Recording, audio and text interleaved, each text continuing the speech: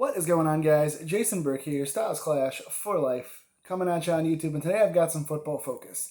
The Pittsburgh Steelers just finished their 2021 Week 2 matchup with the Oakland Raiders a few seconds ago, and here I am for my weekly review. Pittsburgh coming off of a big, considered upset win last week in Buffalo against one of the AFC's best teams. The Raiders coming off of a thrilling, weird Monday night overtime victory, considered an upset as well, against the Baltimore Ravens. So both teams coming in at 1-0. Pittsburgh coming in with a lot of injuries. It's a big story, especially on defense. It's a lot of injuries. Pittsburgh came into this week. Obviously, Stephon Tuitt is still not back yet. He's been out for quite a while. He wasn't playing today. They said right before the game that late this week in practice, both Devin Bush and Joe Hayden got injured Friday, so they wouldn't be playing today. So right away, that notes that James Pierre was playing on the outside at corner. Robert Spillane was coming in for Devin Bush. So with 3 injuries, I was pretty nervous right off the bat. And then in this game, as we started playing, we lost 2 more players. Both Tyson Alualu went out and never came back, and TJ Watt went out and never came back. That obviously is the biggest difference maker on the entire football field. He's the best player we have. So to come in down 3 starters and lose 2 more on defense in the early part of this game does not bode well for us. You can tell by my tone that Pittsburgh did not win this game. Pittsburgh always struggles with Oakland. There's certain teams that just always have our number or make us struggle. Cleveland is one of them. Jacksonville is one of them. Oakland is one of them. Oakland came into this game having won 3 of the last 4 meetings against Pittsburgh, and now it's 4 out of 5. So Pittsburgh is always considered the favorite. Everyone took Pittsburgh to win this week and expected a dominant performance at home, and we lost to what could be argued as an inferior team. They're 2-0. They're playing pretty good football right now. But I think on paper, Pittsburgh is a lot better team, and Oakland also came in with a lot of offensive line changes and an injury to one of their best offensive players, Josh Jacobs, their running back, did not play today. So for them to come in with a bad offensive line and no running game and still beat us at home doesn't feel very good to lose this game. What a difference a week makes. I came on here last week talking about us getting the win on the road in Buffalo, and then now we come back at home and lose to a depleted Raiders team. So you don't feel very good about the Raiders beating us here. First half, defense kept us in it. Defense was the strong point. 9 points allowed, 3 field goals, no touchdowns for the Raiders. One time they got down there on penalties. The other 2 were decent drives that the defense held up on. In the first half, Darren Waller, the biggest Oakland Raiders star, just 2 targets, 1 catch for like under 10 yards. So Waller was held in check big time. Good safety help over the top. We had Minkah Fitzpatrick over the top, double teaming Waller quite a bit. We had Joe Schobert, who played a very good first half in coverage. Not so good in the second half, but played a very good first half in coverage on Darren Waller. So Pittsburgh didn't really have their offense together. Just like last week, we came out this week. We did get 7 points, 1 touchdown drive, which was a Juju sweep play. But aside from that one good drive, we had no other scoring drives and no other points in the first half at all. So offense starts slow. Defense keeps us in it in the first half. We go into the locker room down 9-7. Defense comes out and gets a stop, and the offense just can't get it together. Then finally, the defense gets tired. Again, playing in very hot weather. Defense was on the field a whole lot today, playing deflated coming into the game, losing 2 more guys during the course of the game, being down 5 starters. That's being down 5 out of 11 guys. I mean, that's half your defense right there. So you can't feel too good about the defense getting tired and starting to give up big plays down the field. We could not stop the passing offense. Derek Carr had an excellent game. He had like 380 yards passing on us. Like I said, Waller was shut down entirely in the first half. In the second half, he got a few more plays. The tight ends in general gave us a hard time, as they usually do. Spillane, when he got in coverage, for as good of a game as Spillane had, he didn't cover well. He never does. Schobert covered very well in the first half, and I was very impressed with his physicality on the tight ends. Second half, not so much. He got beat quite a bit. Comer had a couple catches. Moreau had a nice touchdown catch. He was getting downfield. Waller in the second half did a little better. Had a hard time. Norwood did not play as well in coverage as he has in the past, or in the first game of the season, I should say. He had a good debut last week, did not play very well against Hunter Renfro. Got some nice separation, made a few nice high point catches in this game. Henry Ruggs got around Sutton a couple times, Sutton's game wasn't nearly as impressive as his was last week either. So, again, it's a combination of tiredness, injuries, and guys coming back down to earth. I don't think anybody in the secondary had a great game today. We'll talk about it. Let's get into the stats. Offensively, our stats are going to look a little better than they actually should. So we had one good touchdown drive in the first half, two good scoring drives in the second half, one for a touchdown, one for a field goal. But not a whole lot to speak of offensively until about mid-third quarter. Big Ben, his stats look okay. 27 of 40, 297 yards, one touchdown, one pick. The touchdown was a really nice play to Najee Harris. He took about a 10-yard play out of the backfield, came out on a out route from the backfield, curled in, caught the pass, broke a tackle on third down, got the touchdown, straddled the sideline, got the first down, straddled the sideline, got the touchdown. So Najee Harris doing exactly what we brought him to Pittsburgh for, converting on third downs, breaking tackles, getting into the end zone.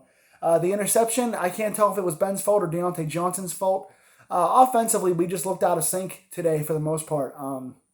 It looked like Ben was a little uncomfortable. It looked like the offensive line had a hard time. Trey Turner in the second half got ejected for spitting in someone's face. It was a retaliation. They spit in his face first, but that wasn't caught. So he spat in someone's face and got ejected. So B.J. Finney came in because Coward wasn't playing today. So offensive line had more changes to it. The line didn't play very well in the run game at all. Najee Harris had one nice 12-yard run, 13-yard run in the second quarter. Very nice run. Other than that, nothing nice on the ground for us today, really. So not much created as far as play calling differences, giving Ben some chances to do play action. The run game wasn't there. Also, Ben just didn't look comfortable in pass. There was a lot of guys in the backfield. Max Crosby, just like he did last week, tormented Chuks Okorafor, really destroyed him. Finney didn't look much better when he came in there, but Okorafor got beat quite a bit. Haven't seen much out of Dan Moore Jr. Couple nice plays out of Kevin Dotson, but I'm not seeing too much good blocking. The two guys I'm seeing blocking well are Kevin Dotson and Pat Freiermuth at tight end. He's pulling, he's getting downfield, he's chipping guys. Even when he's not getting the full blocks, he's still getting a hold of guys. He's still laying guys down. He's creating lanes for receivers to get downfield. So I like what Freiermuth is doing physicality-wise. I like Najee Harris falling forward, taking tackles, not getting knocked over a lot. He's showing a lot of toughness. He's just not getting a lot of running lanes. Ben was just throwing the ball up a lot, just hoping for his guys to make plays. He threw 4 different kind of 50-50 balls downfield for Claypool. Claypool did catch one of them, but the first 3 he did not. Threw a couple downfield for Deontay Johnson that weren't close. There were safeties on him. He had no chance of getting open. The interception was a play that Ben threw a pattern down the sidelines. Deontay thought it was supposed to be like a stop and go, I guess. So Deontay stopped his route and quit running down the field, which caused a wide open interception. I think Ben thought Deontay was going to fight for the ball. He did not. He gave up on it, or he just didn't know what the play was. Another time, Ben threw it downfield and Deontay was nowhere near the ball. So they were on opposite pages. Ben was just tossing the ball downfield a lot because he didn't have a lot of time, and I don't think he had a lot of confidence. So it resulted in a few plays. Deontay played pretty well aside from those gaffes, and Claypool did make some plays, but the offense doesn't look like it's very organized right now. It's kind of one-dimensional. It's kind of just getting lucky on letting the receivers make plays, kind of like it was last year, and even more so 2 years ago. So I don't feel that great about it.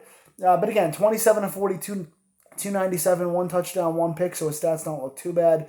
Najee Harris, like I said, on the ground, not much. 10 carries, 38 yards. One nice 13-yard run, and that was about it on the ground. But did have 5 catches for 43 yards and that nice touchdown on the third down conversion and broken tackle.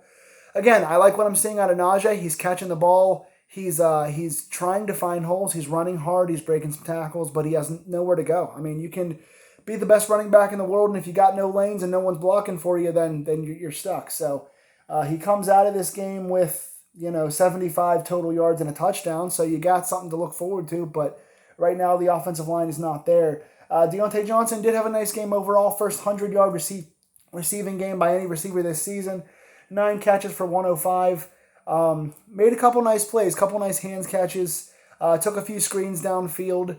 I like Deontay a lot. I think he's our best overall wide receiver, but there's still some drops. There's still some effort plays. There's still some getting on the right page with the quarterback that I'm not seeing. Claypool, 3 for 70, most of that on a 50-yard catch downfield. Juju Smith-Schuster, I think, had 41 yards receiving.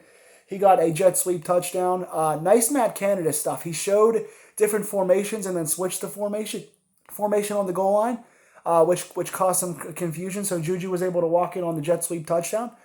Second week in a row, the jet sweep has worked for us for somewhat. So I like what Matt Canada is doing, showing different looks, still using a lot of motion, using a lot of screens positively. So I'm seeing some positive things out of Matt Canada.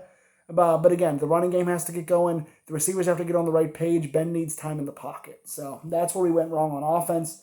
Defensively, TJ Watt made his presence felt early, got an early tackle for a loss, and then came in with a strip sack, got a sack and a forced fumble that Oakland did recover themselves.